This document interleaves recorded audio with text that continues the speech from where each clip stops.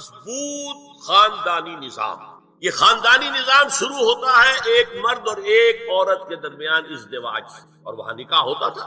ان دونوں کے درمیان جتنی محبت ہوگی، جتنا قرب ہوگا، جتنا باہمی اعتماد ہوگا، اتنا ہی خاندان مضبوط ہوگا. اس لیے کہ یہ فرسٹ ڈائمنشن ہے خاندان، شوہر اور بیوی. اب شوہر اور بیوی کو اللہ نے اولاد دے دی، second dimension has been added now. استحکام خاندان کے لیے ضروری ہے کہ اولاد والدین کا ادب کرے، ان کی خدمت کرے ان کے بڑھاپے.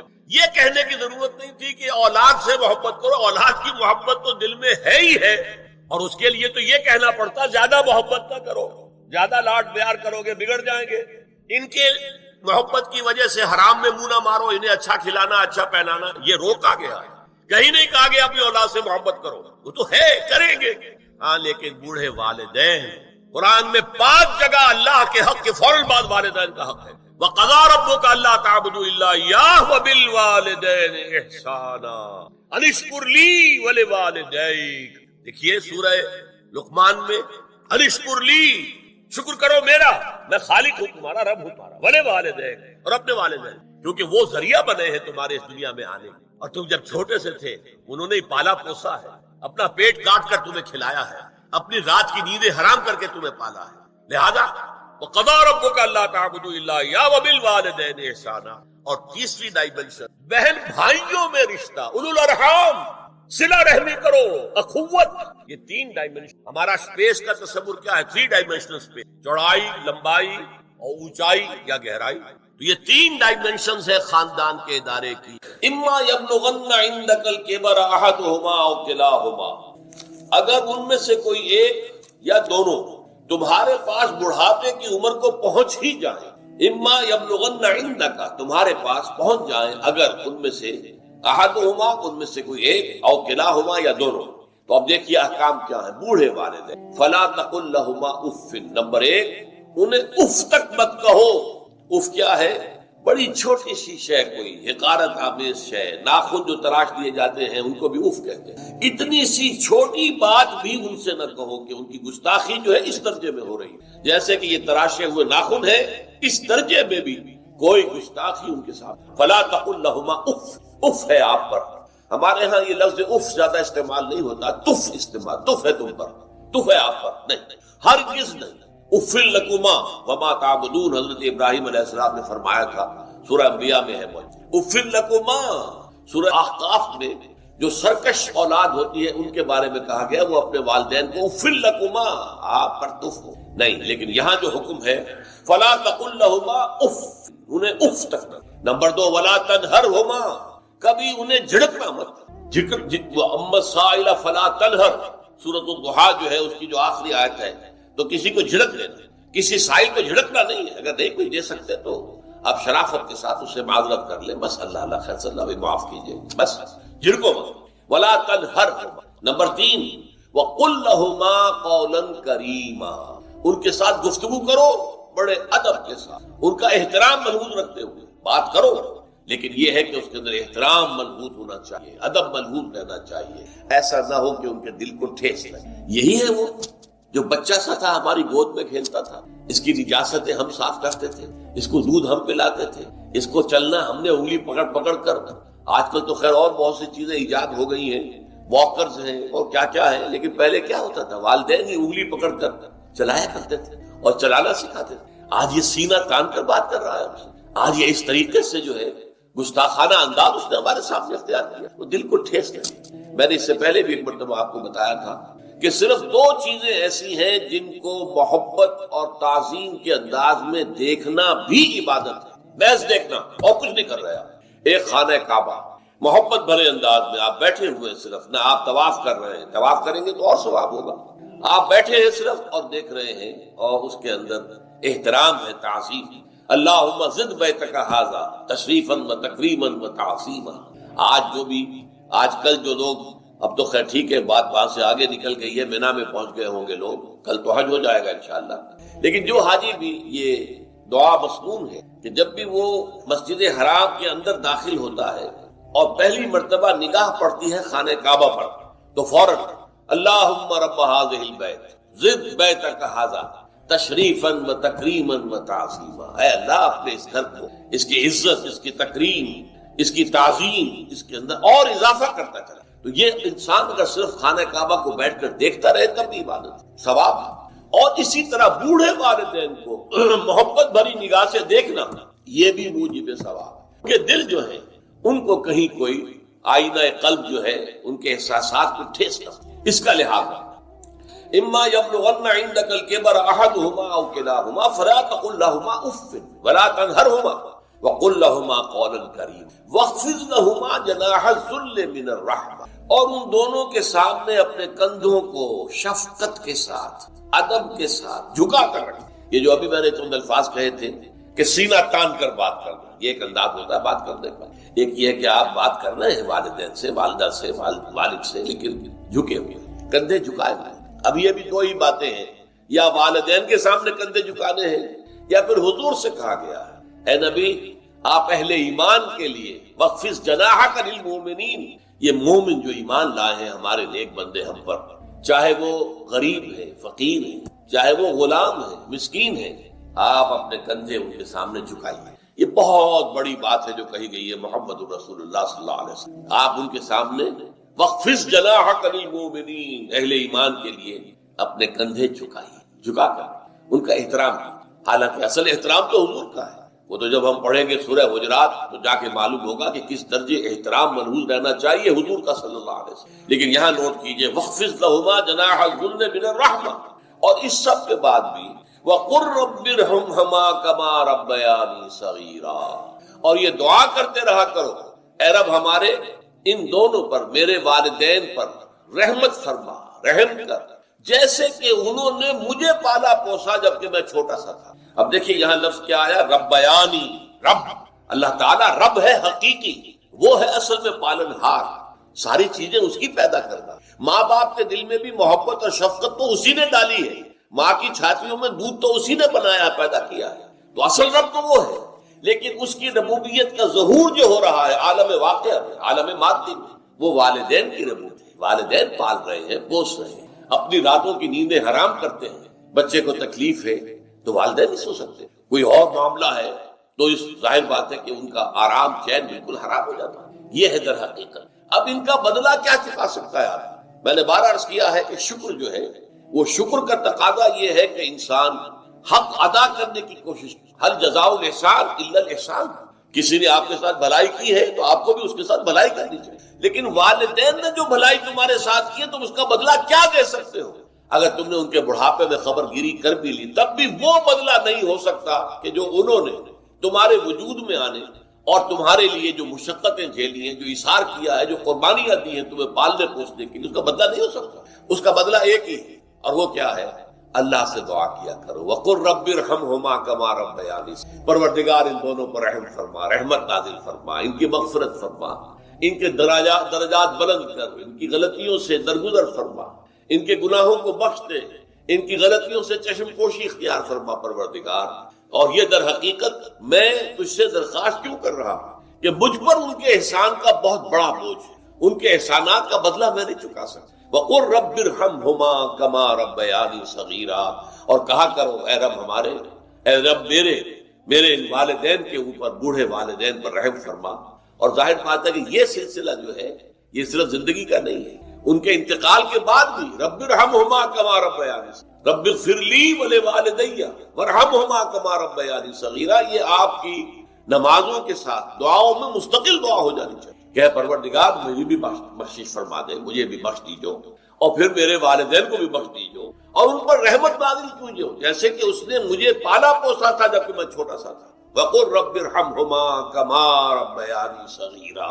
ابھی اس مضمون کا ایک اہم حصہ باقی ہے، اور وہ کیا ہے کہ والدین میں سے والدہ کا مقام جو ہے وہ 3 گنا زیادہ ہے۔ اس پر انشاءاللہ تعالی اب اگلی نشست میں گفتگو ہوگی۔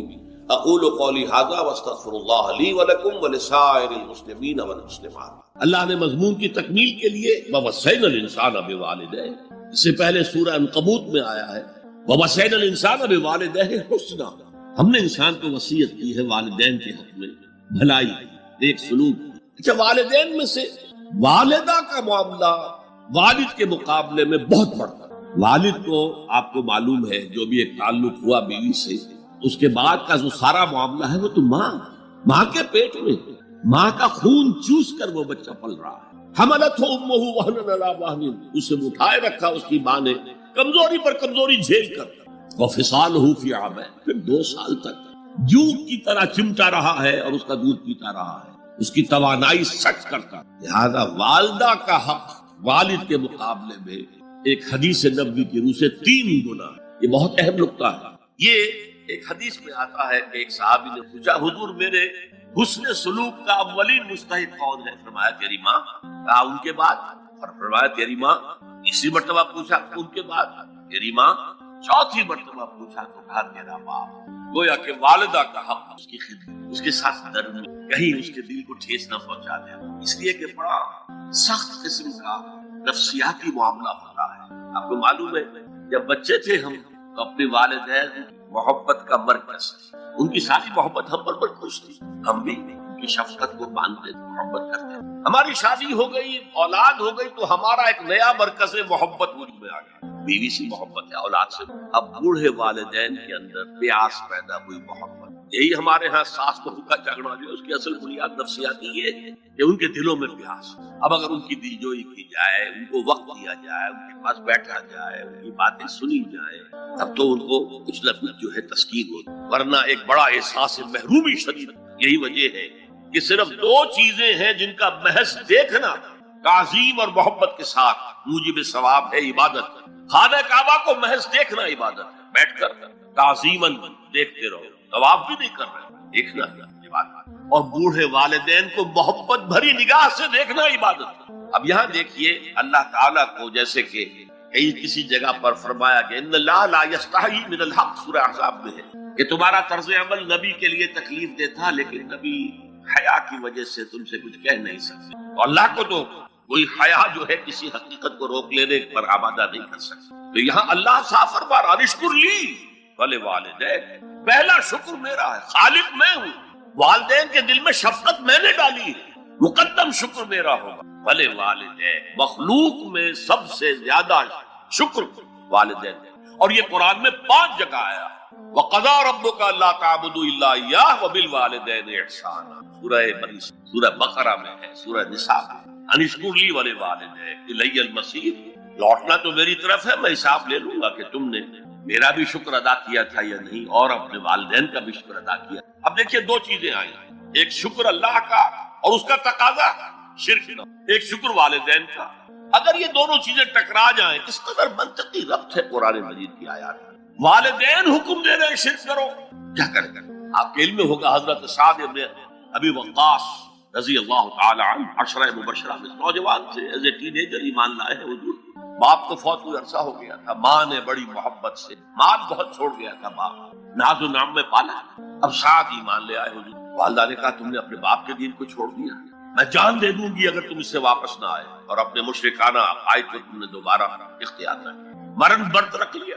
اب کیا بیت رہی ہوگی، کس قدر سلیم الفطرت نوجوان کا سعد جو نوجوانی میں حضور پر ایمان لائے، لیکن فطرت کے اندر جو چیز مثبت تھی، والدین کا ادب، اللہ جسے اپنی طرف منسوب کر رہا ہے وہ فطرت ہے۔ اب یہ ٹکرا رہے ہیں، کیا کریں؟ آیت نازل ہوئی، اور یہ آیت قرآن کبوت میں بھی ہے، جیسا کہ میں نے کہ نہیں، یہاں اگر وہ تمہیں مجبور کرے، جاہداک کا لفظ بھی یہاں پہ نوٹ کیجئے، اگر تم سے جہاد کرے، یہ جہاد صرف مسلمان نہیں کرتا، جہاد تو کافر بھی کرتا ہے، مشرک بھی کرتا ہے، لیکن جہاد ہے، مجبور کر رہے ہیں، پریس کر رہے ہیں کہ اپنے آبائی دین میں واپس آ جائے۔ مصعب بن عمیر کو برہنہ مادرزاد کر کے چچا نے نکال دیا، نہایت ناز و نام میں پلا ہوا نوجوان۔ نہرو جی کے بارے میں کہا جاتا ہے ان کے کپڑے پیرس سے سل کر آتے تھے، ان کا 200 درہم کا جوڑا شام سے تیار ہو کر آتا تھا، باپ اتنی دولت چھوڑ، اور جہاں سے مصعب گزر جاتا تھا خوشبو اتنی رچی بسی ہوتی تھی ان کے لباس میں کہ پوری گلی، پورا بازار مہک جا رہا ہے، لوگ ہاں مصعب جا رہا ہے۔ جب ایمان لے آئے، چچا نے کہا دیکھو یہ ساری دولت تمہارے مشرک باپ کی، اب نکل جاؤ گھر سے، تمہارا کوئی حق نہیں ہے۔ اٹھ کر چلنے لگے، کہا یہ کپڑے جو تمہارے جسم پر ہے وہ بھی اسی مشرک باپ کے، اتار دو۔ مادرزاد برہنہ ہو کر ماں کے پاس، انہوں نے آنکھوں پر ہاتھ رکھے، وہ سب کیا ہوا ہے؟ کہا ماں میں موحد ہوں، یہ ہے توحید۔ موحد اپنے آپ کو سمجھنا کچھ اور ہے، زندہ قوت تھی زمانے میں، یہ توحید کبھی اور اب کیا ہے؟ فقط ایک مسئلہ علم کلام. وَإِن جَاهَدَاكَ عَلَىٰ أَن تُشْرِكَ بِي مَا لَيْسَ لَكَ بِهِ عِلْمٌ فَلَا تُطِعْهُمَا. اچھا یہ دو انداز آتے ہیں شرک کے بارے میں. مَا لَيْسَ لَكَ بِهِ عِلْم، تمہارے پاس کوئی علم نہیں ہے ان ہستیوں کے بارے میں جن کے بارے میں کہا جاتا ہے کہ وہ خدا کے شریک ہیں. عقل جو ہے یہ عقل انسانی تسلیم نہیں کرتی. ایک ہی ارادہ ہے، ایک ہی اسکیم ہے، ایک ہی حکمت ہے، ایک ہی پلان ہے جو پوری کائنات کو اپنے احاطے میں لیے ہوئے. یا کہا جاتا ہے ما لم ينزل به سلطانا، کسی ایسی ہستی کو شریک نہ کرو جس کے لیے اللہ نے کوئی سند نہیں اتاری. اللہ اگر کہتا میرے ساتھ یہ بھی شریک ہے تو ٹھیک ہے، ہم اللہ کو سجدہ کرتے ہیں، اس کو بھی کرتے ہیں. جیسے کہ حضور سے کہلوایا گیا ان کان للرحمن ولد فانا اول العابدین، اگر رحمان کا کوئی بیٹا ہوتا سب سے پہلے میں عبادت کرتا ہوں. کوئی نہیں ہے، نہ بیٹا ہے نہ بیٹی ہے. قل هو اللہ احد اللہ الصمد لم یلد ولم یولد ولم یکن له کفوا احد. تو فرمایا وَإِن جَاهَدَاكَ عَلَىٰ أَن تُشْرِكَ بِي مَا لَيْسَ لَكَ بِهِ عِلْمٌ فَلَا تُطِعْهُمَا. لیکن یہی توازن دیکھیے، یہ صرف اللہ کے کلام میں ہو سکتا ہے. یہ نہیں کہ پھر ان کو دفاع کرو، ان سے کوئی تعلق نہ رکھو. نہیں، صاحبهما فی الدنیا معروف، ان کا کہنا تو مت مانو اس معاملے میں. اللہ کا حق احق ہے، بالا تر ہے، لیکن ان کے ساتھ دنیا میں رہو، معروف سے ان کے حقوق ادا کرو. چاہے مشرک ہے والدین، چاہے کافر ہے والدین، ان کی خدمت تمہارے ذمے ہے، ان کی ضروریات پورا کرنا تمہارے ذمے ہے اپنے مقدرت کے مطابق. صاحبہما فی الدنیا معروفا اور واتبع سبیل من اناب الی. پیروی والدین کی ضروری نہیں ہے، اطاعت والدین کی لازمی نہیں ہے. لا طاعت لمخلوق فی معصیت الخالق، کسی مخلوق کی اطاعت نہیں کی جا سکتی اگر اس سے خالق کی معصیت لازم آ رہی. تو والدین کے لیے بھی ہے، اطاعت مطلق نہیں ہے، پیروی ان کی ضروری نہیں ہے. پیروی اس کی کرو جس نے اپنا رخ میری طرف کر لیا. ابھی اللہ کا کلام چل رہا ہے، درمیان میں جو آیا اتباع اس کی. دیکھو کون ہے جس نے اپنا رخ میری طرف کر لیا ہے، پیروی اس کی کرو، والدین کی نہیں. اسی لیے سورہ بقرہ کے تیسرے رکوع کی پہلی آیت جہاں حضور کی دعوت کا بیان ہے وہ کیا ہے؟ یا ایھا الناس اعبدوا ربکم الذی خلقکم والذین من قبلکم لعلکم تتقون. اے لوگو عبادت کرو، بندگی اختیار کرو، پرستش کرو اپنے اس رب کی جس نے تمہیں پیدا کیا، تم سے پہلوں کو بھی پیدا کیا. تمہارے آباء و اجداد بھی تو اسی کی مخلوق تھے، جیسے تم سے خطا ہو سکتی ہے ان سے بھی ہو سکتی تھی. لہذا یہ دلیل نہیں. وہ کہتے تھے ما وجدنا علیہ آبانا، ہم تو اسی کی پیروی کریں گا جس میں ہم نے اپنے آباء و اجداد کو پایا ہے. تو آباء و اجداد کی پیروی ضرور. وَاتَّبِعْ سَبِيلَ مَنْ أَنَابَ إِلَيَّ ثُمَّ إِلَيَّ مَرْجِعُكُمْ، پھر میری ہی طرف تم سب کو لوٹنا ہے. فَأُنَبِّئُكُمْ بِمَا كُنتُمْ تَعْمَلُونَ، پھر میں گنتی کر کر کے نبا تنبیہ پوری طرح بتا دینا، آگاہ کر دینا. ایک تنبیہ ہے، وارن کرنا، ایک تنبیہ یہ ہے خبر دے دینا پوری طریقے سے، وضاحت کے ساتھ. نبا سے فَأُنَبِّئُكُمْ بِمَا كُنتُمْ تَعْمَلُونَ، جو کچھ قیامت. قرآن مجید میں 5 جگہ اللہ کے حق کے بعد فوراً والدین کا حق ہے. قَضَىٰ رَبُّكَ أَلَّا تَعْبُدُوا إِلَّا إِيَّاهُ وَبِالْوَالِدَيْنِ إِحْسَانًا. تیرے رب نے فیصلہ کر دیا ہے کہ اس کے سوا کسی کی بندگی نہیں کرو گے اور والدین کے ساتھ نیک سلوک کرو گے. اللہ کے حکم کے بعد، اللہ کے حق کے بعد والدین کا حق ہے. سورہ لقمان دانشکر لی ولوالدیک، شکر ادا کرو میرا بھی اور اپنے والدین کا بھی. اور سورہ بنی اسرائیل میں تو کیا تفصیل آئی ہے. اما یبلغن عندک الکبر احدہما او کلاہما فلا تقل لہما اف ولا تنہرہما وقل لہما قولا کریما واخفض لہما جناح الذل من الرحمۃ وقل رب ارحمہما کما ربیانی صغیرا. اگر تمہارے والدین میں سے ایک یا دونوں تمہارے پاس بڑھاپے کی عمر کو پہنچ ہی جائے، انہیں کبھی اف تک نہ کہنا، دل نہ توڑنا، چھاتی چوڑی کر کے بات نہ کرنا، کندھے جھکا کر بات کرنا، ادب سے گفتگو کرنا. قل لہما قولا کریما واخفض لہما جناح الذل من الرحمہ، اپنے کندھوں کو جھکا کرنا اور پھر یہ کہنا، اللہ سے دعا کرنا، رب ارحمہما کما ربیانی صغیرا، پروردگار میرے ان والدین پر رحم فرمائی ہو جیسے کہ انہوں نے مجھے پالا تھا جبکہ میں چھوٹا سا. تو خاندان کے نظام کو مستحکم کرنے کے لیے 3 ڈائمنشنز ہیں، جیسے ایک کمرہ ہے، چوڑائی ہے، لمبائی ہے، اونچائی ہے. پہلے تو شوہر اور بیوی کے درمیان بانڈ آف لو،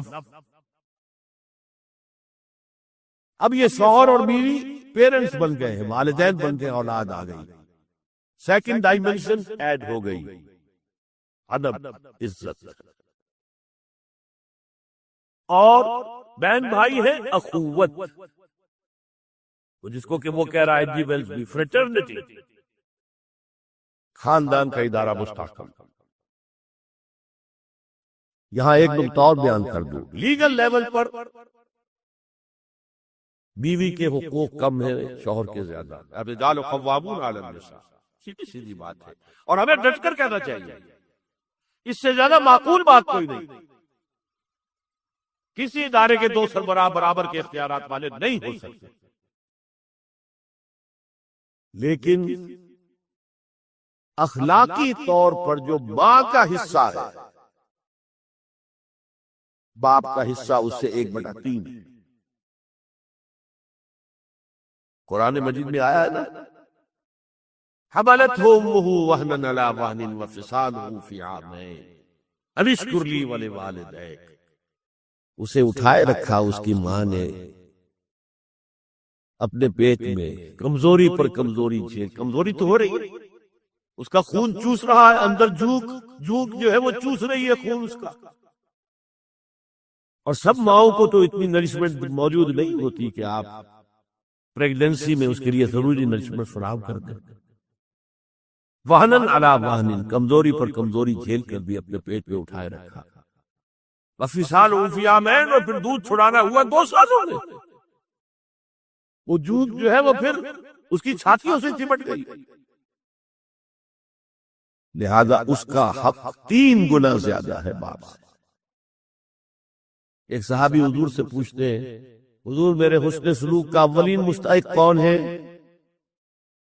فرمایا تمہاری والدہ۔ پھر پوچھا ان کے بعد کون؟ پھر کہا تمہاری والدہ۔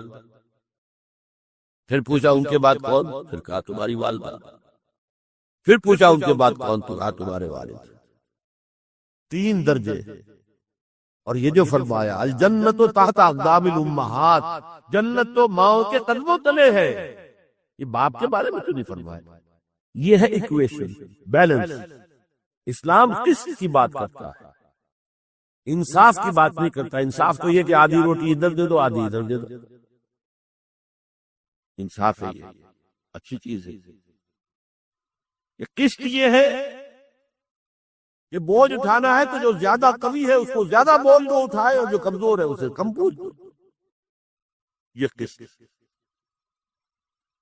تو اسلام نے عورتوں پر ذمہ داریاں کم رکھی، ان کے اختیارات کم رکھے، لیکن اولاد پر حق ماں کا 3 درجے، اور اس کے ضمن میں جو پیشین گوئیاں احادیث نبویہ میں موجود ہیں، جو میں کم سے کم یوں سمجھیے کہ 25 برس سے بیان کرتا آ رہا ہوں، لیکن اب وہ چشم سر کے سامنے آ رہی ہے۔ پہلے وہ صرف یہ کہ انسان کو علمی اعتبار سے معلوم تھی، اب وہ صورتحال آنکھوں کے سامنے ہے۔ تو اس پر چونکہ گفتگو ہوتی رہی، لیکن ہر مرتبہ گفتگو کا اختتام اس پر ہوا کہ اس کا علاج کیا ہے، بچنے کا راستہ اجتماعی توبہ۔ انفرادی توبہ سے انسان اپنے گناہوں کی سزا سے بچ جاتا ہے، آخرت میں اللہ تعالیٰ اسے اپنے عفو درگزر کا، اپنی رحمت کا، اپنے فضل کا مستحق قرار دے دیتا ہے۔ لیکن دنیا میں قوم کی حالت نہیں بدلتی جب تک اجتماعی توبہ نہ ہو۔ آج میں چاہتا ہوں کہ اس توبہ کے موضوع پر کچھ عرض کروں۔ یا ایھا الذین آمنوا توبوا الی اللہ توبۃ نصوحا، اہل ایمان اللہ کی جناب میں توبہ کرو، خلوص کے ساتھ، اخلاص کے ساتھ۔ توبۃ النصوح، زبانی کلامی نہیں، توبہ کی تسبیح نہیں، بالفعل۔ عسیٰ ربکم ان یکفر عنکم سیئات، امید ہے تمہارا رب تمہاری برائیوں کو تم سے دور کر دے گا، یہ توبہ کی تاثیر ہے۔ وَيُدْخِلَكُمْ جَنَّاتٍ تَجْرِي مِن تَحْتِهَا الْأَنْهَارُ، اور تمہیں داخل کرے گا ان باغات میں جن کے دامن میں ندیاں بہتی۔ ترمذی اور ابن ماجہ میں حضرت انس ابن مالک رضی اللہ تعالی عنہ سے روایت ہے، حضور نے فرمایا تمام بنی آدم خطا کار ہیں، خطا کار بھی نہیں، بہت خطا کار ہیں، بہت خطا کار ہیں، لیکن ان خطا کاروں میں بہتر لوگ وہ ہیں جو خوب توبہ کرتے۔ غلطی ہو گئی توبہ کر، اور ایک اور حدیث میں آپ کو بتاؤں گا کہ یہ نہیں ہے کہ پھر کبھی وہ غلطی نہ ہو، اس وقت آپ یہ لگا لیں اپنے اوپر یہ کام میں نے نہیں کرنا، اور ایک دفعہ وہ کام چھوڑ دیں، تو توبہ ہو گئی. پھر اگر کچھ عرصے کے بعد پھر کہیں آپ جذبات کی رو میں بہ گئے، پھر کہیں کوئی برے اثرات جو ہے وہ پڑے، پھر غلطی، کوئی بات نہیں، پھر ہو گیا، پھر توبہ کر. تواب اسی لیے کہا بار بار توبہ کر. دوسری حدیث ابن ماجہ اور بہقی میں ہے، حضرت عبداللہ ابن مسعود رضی اللہ تعالی عنہ، التائب من الذنب کمن لا ذنب لہ، گناہ سے توبہ کرنے والا ایسے ہے جیسے اس نے کبھی گناہ کیا ہی نہیں. دھل جاتی ہے، تختی دھل گئی، بچے نے تختی لکھی تھی اس کو دھو دیا، ختم ہو گئی. ایک حدیث تو پڑھ کر میں بھی چونکا، والذی نفسی بیدہ لو لم تذنبوا لذهب اللہ بکم ولجاء بقوم یذنبون فیستغفروا اللہ فیغفر لهم. اگر تم لوگ گناہ نہ کرتے تو اللہ تمہیں ختم کر کے کوئی اور ایسی مخلوق پیدا کرتا کہ جو گناہ کرے اور پھر وہ توبہ کرے اور اللہ اسے معاف. یہ اصل میں اسلوب ہے بیان کا، بتانے کے لیے کہ تمہارے دلوں کے اندر مایوسی کا غلبہ نہ ہو. اگر گناہ نہ ہوتا اور پھر توبہ نہ ہوتی اور میں اس کو معاف نہ کرتا تو میری شان غفاری کا ظہور کیسے ہوتا؟ میری شان ہے نا، غفار بھی ہوں، ستار بھی ہوں، اس کا ظہور کیسے ہوتا؟ اسی سے ملتی جلتی ایک حدیث ہے، یہ امام احمد اور امام بہقی لائے ہیں اور اس کے راوی حضرت علی ہے رضی اللہ تعالی عنہ. اللہ تعالیٰ کو بہت محبت ہے، یحبہ. اب دیکھیے ایک طرف وہ آیات ذہن میں لائیے، اللہ تعالیٰ کن سے محبت کرتا ہے؟ اللہ محبت کرتا ہے اپنے ان بندوں سے جو اس کی راہ میں جنگ کرتے ہیں، صفے باندھ کر، گویا سیسا پلائی ہوئی دیوار ہے. یہ ہے مثبت کام، نیک کام، محسنین، اللہ کی راہ میں قتال کرنے والے. یہاں اس کے برعکس کہا جا رہا ان اللہ یحب، اللہ تعالیٰ محبت کرتا ہے اپنے اس بندے سے، العبد المومن، جو مومن ہو. اس کی ایک اور بڑی پیاری حدیث آئے گی، المفتن التواب، جو بہت فتنوں میں مبتلا ہو جاتا ہو اور پھر بہت توبہ کرتا ہو. مفتن التواب، لیکن ساتھ ہی پلٹتا ہو، رجوع کرتا ہو، پھر اللہ کے حضور میں حاضر ہوتا ہو، پھر معافی مانگتا ہو. اللہ تعالیٰ کو اپنا ایسا بندہ بہت پسند ہے. تو بہت ہیں حدیثیں، میں نے ان میں سے کچھ چنی ہے. ہمارے بعض واعظ ناصح وہ بھی کسی شخص کو روکتے رہے، برائیوں سے روکتے رہے، نہیں رکتا تو کہیں غصے میں آ کے اللہ تجھے کبھی معاف نہیں کرے گا.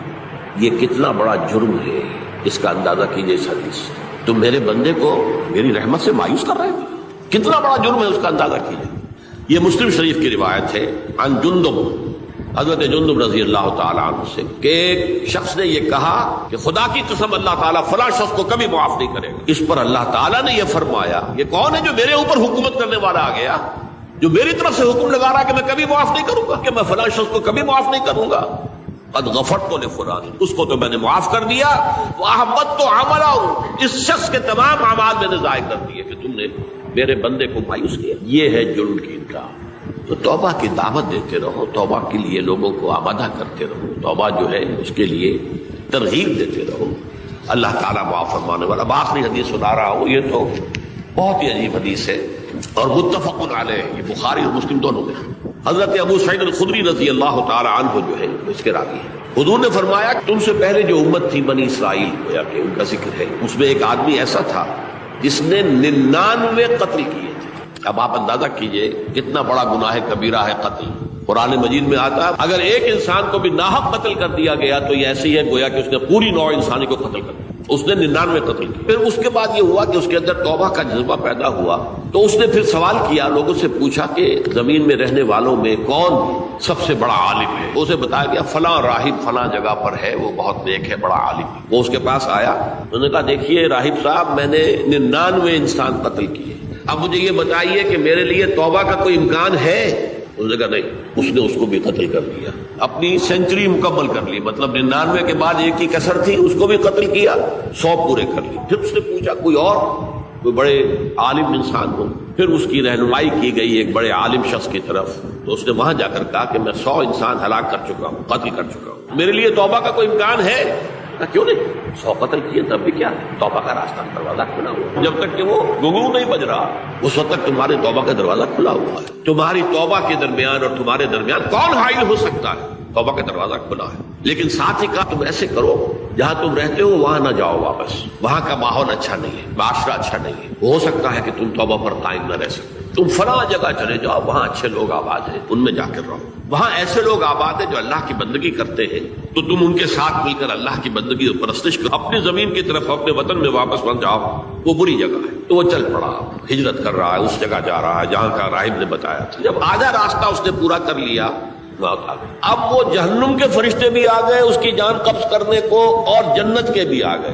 رحمت والے جو فرشتے ہیں، جنت والے، انہوں نے کہا یہ شخص توبہ کر کے اللہ تعالیٰ کی طرف ہجرت کر رہا تھا، اس لیے اس کی نیت کی بنیاد پر اب یہ جنتی ہے، لہذا اس کی روح ہم قبض کریں۔ عذاب والے فرشتے ہیں، وہ کہیں گے تو نے توبہ کے بعد کوئی نیک عمل تو کیا ہی نہیں، تو کس بنیاد پر اس کو تم جنت میں لے جاؤ گے؟ اس کو تو دوزخ میں جانا چاہیے۔ ان کے پاس اللہ نے ایک اور فرشتے کو بھیج دیا، آدمی انسانی شکل کے اندر، اور فرشتوں نے کہا بھائی ہمارا فیصلہ کرا دو، اس کی روح ہم لینا چاہتے ہیں یا ہم لینا چاہتے ہیں۔ انہیں حکم بنا دیا کہ تم فاصلہ ناپ لو جہاں سے وہ چلا ہے اور جہاں جا رہا تھا، اور یہاں اس کی موت ہو رہی ہے، تو کون سا فاصلہ زیادہ ہے؟ جب ناپا گیا، بلکہ ایک حدیث میں آتا ہے کہ اس پر اللہ نے زمین کو جو ہے حکم دے دیا، ایک طرف والی زمین تو سکڑ جا، دوسری والی جو ہے تو پھیل جا، تاکہ وہ جو جا رہا تھا وہ زیادہ قریب ہو جائے بنسبت اس کے جہاں سے گزرا۔ تو اس فیصلے پر پھر جو فرشتے تھے، رحمت کے فرشتے تھے، وہ اس بندے کے لے گئے۔ یہ ہے توبہ کی عظمت اور اس کی طاقت۔ اب آئیے اجتماعی توبہ کا طریقہ کار جو میں نے بہرحال بیان کیا، پہلے افراد توبہ کریں اور صحیح توبہ۔ صحیح توبہ کیا ہے؟ ہماری زندگیوں میں کوئی حرام شے ہے فوراً نکال، ہماری معاشرت اور اس معاشرے میں رہتے ہوئے جو قانون ہے جس کے ہم پابند ہیں، ہم کسی زانی کو رجم نہیں کر سکتے، ناممکن ہے، یہ تو قانون ہی بنے گا تب ہوگا۔ ہم کسی چور کا ہاتھ نہیں کاٹ سکتے، تو قانون بنے گا تو تو ہم ان چیزوں پر عمل نہیں کر سکتے قانوناً، ان کے علاوہ باقی پوری شریعت جس پر عمل کیا جا سکتا اس پر عمل پیرا۔ سود میں بند نہیں کر سکتا، بینکوں کو میں آگ نہیں لگا سکتا، اور بینکوں کو آگ لگا سے کبھی سود کو بند نہیں ہوگا، لیکن یہ تو کر سکتا ہوں ورنہ یہ کہ براہ راست سود میں ملوث نہ ہو، سود پر قرضہ لے کر اپنا کاروبار نہ چمکاؤں، نہ بڑھاؤں، سود پر قرضہ لے کر اپنے مکان نہ اونچا کروں، اور یہ تو کر سکتا۔ تو کم سے کم جو ڈائریکٹ کسی نے قانون نہیں بنایا، لازم ہے آپ پر کہ آپ سودی قرضہ لیں اور اپنی بلڈنگ عالیشان بنا لیں۔ آپ کے معاشرے میں کوئی قانون نہیں بنا کہ پردہ ختم، یہ اگر کر رہے تو آپ مجھے ہماری فحاشی ہے، اریانی ہے، لیکن جوز آپ خود کرتے ہیں، فیصلے کا اختیار آپ کا اپنا ہے۔ تو جن چیزوں کے اندر بھی گناہ سے بچنے کا امکان ہے اس کو عملاً ترک کیا جائے، اور نمبر 2 عزم مصمم کر لیا جائے کہ اللہ اب بقیہ زندگی جتنی بھی ہے اس میں اپنی توانائیاں، اپنی قوتیں، اپنی صلاحیتیں صرف کروں گا تیرے دین کی تبلیغ اور تیرے دین کے قائم کرنے کی جدوجہد۔ ظاہر بات ہے یہ لوگ اگر خبر میں رہتا 14 کروڑ میں 14 لاکھ بھی ہو جائیں، بہرحال 2-4 کی توبہ کرنے سے ملک کی قسمت نہیں بدلتی۔ معتدل تعداد کے اندر جو ہے یہ لوگ اگر ایسے ہو جائیں، اور پھر یہ کہ وہ مل کر اگر زور لگائیں، متشابہات کے اندر یہ تمام شریعت اسلامی کا نفاذ ہو سکتا، اللہ کا نظام قائم کیا جا سکتا۔ یہ ملک بنایا اسی لیے گیا۔ یہ توبہ کرنے والے لوگ جب تک 14 لاکھ نہیں ہے، 1400 ہی ہو، لیکن یہ اگر دعا کریں گے اللہ تعالیٰ کے خلوص کے ساتھ، تو جب اس عالم میں ہم پہنچیں گے بہت بڑی ہے۔ دعا مخل عبادت، بڑا لمبا راستہ لگتا ہے، لیکن یہ کہ 14 لاکھ انسان توبہ کرے یا 2 لاکھ یا 3 لاکھ انسان توبہ کرے، صحیح معنی میں توبہ کرے، اور پھر وہ جمع ہو ایک طاقت بنے، تن من دھن لگانے کے لیے، جانے دینے کے لیے تیار ہو جائے۔ لگتا ہے یہ کہ کافی لمبا ہے کہ دراز و دور دیدم اور کچھ رہو رس میں پاس آئی، یہ تو بڑا لمبا راستہ ہے۔ اسی سے لوگ کہتے ہیں کہ پھر کیا حل ہوا؟ تو حل جو ہے کوئی عملی حل تو نہیں، اس میں میرا ذہن متفق ہوا ہے۔ دعا اجیب دعوت الداعی اذا دعا، امن یجیب المضطر اذا دعا، بھلا وہ کون ہے جو کسی مضطر کسے کہتے ہیں؟ ایک شخص نہایت پریشان حال ہو گیا، نہایت پریشان حال، اور میں اللہ کو جنت میں داخل ہوں قیامت تو میری دستگیری، لیکن اس کے اللہ کسی اور طرف مجھے کوئی توقع نہیں رہی، کوئی نہیں رہا جس سے مجھے کوئی آپ کہتے ہیں اس دعا کی تو کم سے کم ہم منادی کریں، لیکن پہلے شرط ہوئی، ورنہ وہ دعا نہیں، ورنہ وہ توبہ نہیں ہے۔ توبہ صحیح ہو، حرام سے اپنے وجود کو، اپنے گھر کو پاک کریں، اس کے بغیر کچھ نہیں، اس کے بغیر تو جیسے ذرا اس آیت پر اب نگاہ کو مرتکز کیجئے، انسان کا خسارہ کیا ہے۔ دیکھیے، سب سے پہلے میں آپ کی توجہ دلاؤں گا ذرا آنکھیں کھول کر قلب حساس کے ساتھ نوع انسانی کا مشاہدہ کیجیے، کیسے کیسے دکھ، کتنی تکلیفیں، کتنی محنت، کتنی مشقت ہے جو ہر انسان کا مقدر۔ قرآن مجید میں ایک مکمل سورت ہے، سورت البلد، اس میں اللہ تعالیٰ نے متعدد قسمیں کھا کر ایک بات کہی، لا اقسم بہذا البلد وانت حل بہذا البلد ووالد وما ولد لقد خلقنا الانسان فی کبد۔ ہم نے انسان کو مشقت ہی میں پیدا، یہ مشقت ہر انسان کا مقدر ہے۔ لوگ گھروں کو چھوڑ کر آئے ہوئے، کہاں کہاں انسان جاتا ہے، یہ اس دنیا میں محنت اور مشقت۔ ایک مغالطہ ہو جاتا ہے کہ شاید یہ محلوں میں رہنے والے جو ہے انہیں کوئی مشقت نہیں، انہیں کوئی دکھ نہیں، حالانکہ حقیقت یہ نہیں ہے۔ جو جتنا امیر ہے آپ دیکھیں گے اس کی جسمانی مشقت کم ہے، ذہنی کوفت زیادہ ہے۔ ٹرینکولائزرز کی انہیں ضرورت پڑتی ہے، انہیں سیڈیٹیوز چاہیے، خواب آور دوائیں مزدور کو نہیں کبھی ضرورت پڑے گی۔ وہ 8 گھنٹے کی محنت کرنے کے بعد احساس ہوتا ہے کہ وہ صبح ہی کی خبر لے گا، اور یہ وہ لوگ ہیں کہ جن کو ہپنوٹکس، خواب آور دوائیاں، سیڈیٹیوز، مشکل ادویات، یہ سارا لیبلیم اور یہ ویلیم اور یہ فلاں اور یہ فلاں، یہ کہاں جاتا ہے؟ ذہنی سکون اور اطمینان انسان کو حاصل نہیں۔ کسی کی جسمانی مشقت ہے، کسی کی ذہنی مشقت۔ میں آپ کو یاد دلانا چاہتا ہوں مہاتما گوتم بدھ کا معاملہ۔ 30 برس کی عمر میں کپل وستو کا شہزادہ محل کو چھوڑ کر نکلے، جوان بیوی کو سوتا ہوا چھوڑ کر گئے، شیر خوار بچے کو چھوڑ کر، راجدھانی میں رہنے والا محل کا باسی جسے یہ معلوم ہے کہ باپ کے بعد مجھے یہ سلطنت ملنے والی ہے، کیوں گیا؟ کبھی آپ نے سوچا؟ اس نے انسان کے غم اور دکھ کا مشاہدہ، اس نے دیکھا کوئی اندھا ہے ٹھوکر کھا کر گر رہا، کوئی والدین کھڑے ہوئے رو رہے ہیں اور ان کی نگاہوں کے سامنے ان کا نہایت محبوب بچہ دم تو، اور وہ کچھ نہیں کر سکتا۔ اس نے سوچا یہ صدمہ کیوں ملتا ہے، یہ دکھ اس کا مقدر کیوں ہے؟ اس صدمے سے، اس دکھ سے نجات پانے کی بھی کوئی شکل ہے کہ نہیں؟ انسانوں کی ایک عظیم اکثریت، شاہ ولی اللہ دہلوی رحمۃ اللہ علیہ کے الفاظ ہیں کہ وہ لدو اونٹ اور کولو کا بیل بن کر زندگی، جو 8 گھنٹے تک اینٹیں ڈھو رہا اس شخص کا تصور کیجیے، وہ واقعی انسان ہے یا حیوان بن گیا ہے؟ اور 8 گھنٹے کی اس محنت کے بعد بھی ہو سکتا ہے کہ 2 وقت کی روٹی اسے پوری نہ، اور یہ تو ہو سکتا ہے، نہیں ہوتا ہے کہ اگر بچہ بیمار پڑ گیا ہے تو شاید کوئی برتن بیچے بغیر اس کی دوا کا سامان نہ، ایسا شخص کتنے بوجھ تلا دبا، کتنی مشقت کے اندر پسا ہوا۔ لدو اور کولو کا بیل انسانوں کی عظیم اکثریت کی سطح پر زندگی گزر، لیکن آپ کو معلوم ہے کہ کولو کے بیل کے لیے مشقت ہی مشقت ہے، اس کے احساسات یہ نہیں ہیں، کیونکہ ان سے انسان کو جو صدمہ پہنچتا ہے، ایک بیل کو اس سے کوئی غرض نہیں کہ اس کا کوئی بچہ بھی تھا کہ نہیں تھا، اس کو کوئی بخار ہوا ہے یا کیا ہوا ہے، اس صدمے سے وہ بیل بچا ہوا۔ گھوڑے کو کوئی پتا نہیں کہ میرا بھی کوئی اولاد میری ہے یا نہیں ہے، اور مجھے اس کا کوئی صدمہ ہے یا دکھ ہے، کوئی پتا نہیں۔ لیکن انسان کا معاملہ یہ ہے کہ والدین کو جو جو دکھ دیکھنے پڑتے ہیں اپنے بچوں کے، اپنی اولاد کے، رات کی نیندیں حرام ہے اس لیے کہ بچہ بخار میں تپ رہا ہے یا درد سے تڑپ رہا ہے، لہذا نہ ماں سو سکتی ہے نہ باپ سو سکتی۔ میں نے ایک موقع پر دیکھا لاہور میں کیروسین آئل، اس زمانے میں ابھی سوئی گیس نہیں آئی تھی، اور اکثر و بیشتر جو ہے یہ مٹی کا تیل جو ہے ایندھن کے طور پر استعمال ہوتا تھا، اس کی شارٹیج ہو گئی، تو کئی فرلانگ لمبی قطاریں لگتی تھی ان دکانوں کے باہر، ڈپوں کے باہر، اور ایسے منظر بھی کہ ایک خاتون برقع کو، ایک گود میں بچے کو لیے ہوئے، ایک کی انگلی پکڑے ہوئے، بوتل ہاتھ میں لیے ہوئے تیل کے لیے، اور کئی گھنٹے کھڑی ہوئی۔ یہ مشقت انسان جھیلتا ہے۔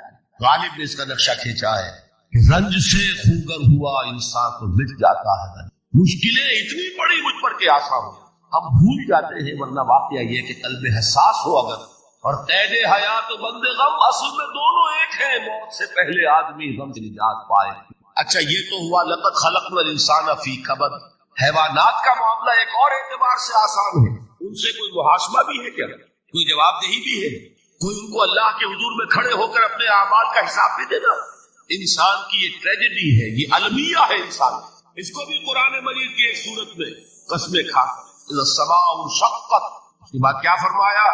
یا ایھا الانسان انک کادح الی ربک کدحا فملاقیہ، اے انسان تیرا المیہ، تیری ٹریجڈی اس سے کہیں بڑھ کر ہے، تجھے صدمے پر صدمے جھیلتے ہوئے، مشقت پر مشقت برداشت کرتے ہوئے ایک روز اپنے رب کے حضور میں بھی کھڑا ہو، جواب دہی بھی کر۔ اس دن کے حساب سے، اس دن کے احساس سے جو بڑے ہماری امت کے عظیم جو گلے سرسبز ہیں، ان کا یہ حال آپ نے پڑھا ہوگا۔ حضرت ابو بکر صدیق رضی اللہ تعالیٰ عنہ وہ ایک عجیب کیف کے عالم میں فرمایا کرتے تھے کاش میں درختوں پر چہچہاتی ہوئی چڑیا ہوتا جس سے حساب کتاب نہیں، کاش کہ میں گھاس کا تنکا ہوتا جو آج ہے اور کل آگ میں جلا دیا جاتا، ختم ہو، اس سے محاسبہ کوئی نہیں۔ وہ جس کے احساس سے کہ حضرت عمر جو ہے اپنے انتقال کے وقت سخت بے چین، ان کے بیٹے حضرت عبداللہ ابن عمر رضی اللہ تعالیٰ عنہما ان کا سر جو ہے وہ اپنی زانوں پر رکھ لیا تو کہا نیچے ڈال دو، ایک عجیب بے کلی اور بے چین۔ انہوں نے کہا ابا جان آپ کیوں پریشان ہیں؟ آپ تو عشرہ مبشرہ میں سے، آپ کو تو اللہ تعالیٰ نے جنت کی